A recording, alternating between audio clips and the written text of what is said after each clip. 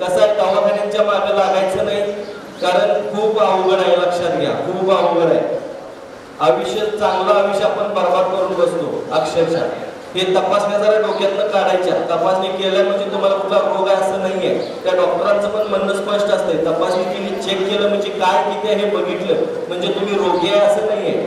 जास्त झालं, कमी झालं तर ते आपण निसर्गातून सुद्धा किंवा घरगुती उपायांमधून सुद्धा कमी जास्त करू शकतो. चला, जर सगळ्यात महत्वाचं आहे ते केस सांभाळा.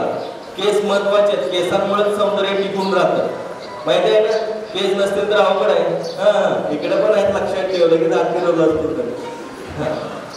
तर सगळ्यात महत्वाचं स्त्रीचं सौंदर्य पण केसात सगळ्यात जास्त आहे. हल्ली मुली केस कट करत करत करत काय सांगत कुठंपर्यंत आले, आणि पुरुष मंडळी मुलं सगळी केस वाढवत वाढवत कुठंपर्यंत आले आता काय सांगायचं. ही उलटी गंगा कशी व्हायला लागली मला कळलं झालंय.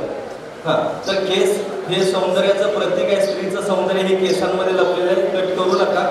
चांगले केस जर तुम्हाला ठेवायचे असतील, केस गळती घालवायचे असेल तर साधं खोबरेल तेल घ्यायचं, साध्या गाण्यावरचं, आणि ते काय करायचं, त्याच्यात कडुलिंबाची पानं भरून घालायचे आणि तेल उकळवायचं. ह्याच्यात अगदी वाटलं तर तुम्हाला लांब सडक सिल्की केस हवे असतील, असे झुबेदार केस हवे असतील तर आवळा थोडासा ठिसून टाकायचा आणि वडाच्या पारंब्या त्यात थोड्याशा टाकायच्या. हे तेल जर समजा उकळवलं, हिरव्या रंगाचं तेल तयार होतंय, हे वस्त्रगाळ करायचं आणि हे तेल आठवड्यातून 1 किंवा 2 वेळा केसांच्या मुळांना घासायचं. ऑटोमॅटिक केस लांब सडक सिल्की होतील, नेहमी असे केस बॉन्स करतील.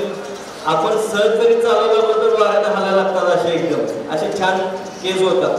तर हे लक्षात ठेवा. अजून जर म्हटलं तुम्ही याच्यापेक्षाही, तर सगळ्यात महत्वाचं आहे ते डोळे. कारण डोळे असतील तरच आपण चांगल्या पद्धतीनं हे जगात काय काय आहे हे बघू शकतो, डोळे उघडे ठेवून.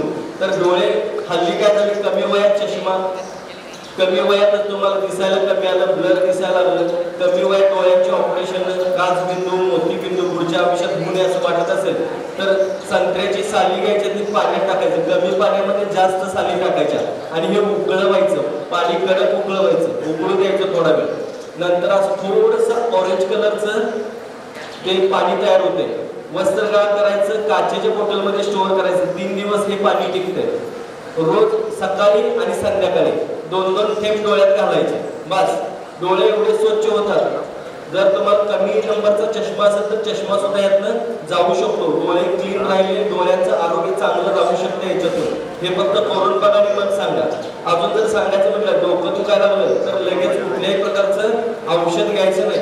चिमटभर मीठ घ्यायचं, जिभेवरती ठेवायचं, अर्धा मिनिट शांत बसायचं, अर्ध्या मिनिटानं अर्धा ग्लास पाणी घ्यायचं. पाण्याचा ग्लास खाली ठेवायच्या अगोदर डोकं दुखायचं थांबते. करून बघा ह्या गोष्टी. सगळ्यात महत्वाचं, सर्दी खोकला झाल्यानंतर कुठल्याही प्रकारचं औषध घ्यायचं नाही. सर्दी झाल्यानंतर कमीत कमी 3 दिवस आणि खोकला झाल्यानंतर कमीत कमी 5 दिवस औषध घ्यायचं नाही. सर्दी खोकला हा काय आजार आहे म्हणू शकत नाही, लक्षात घ्या. याला जबाबदार आपणच असतो. सर्दी झाल्यानंतर जर समजा जेवढी सर्दी आहे तेवढी शिंपडून टाकायची. औषध घेतलं तर तीच सर्दी काय होते, इथं साठून राहते आणि नंतर ती एवढी हेवी होते की इथल्या असं सगळ्या ब्लॉक करायला लागते. मग इन फ्युचर तुम्हाला ऐकायला कमी येणे किंवा न ऐकायला येणे किंवा कानांमध्ये आवाज येणे, डोळ्यांना कमी दिसणे, चष्मा लागणे, डोकं मायग्रेन वगैरे याचा त्रास होतो.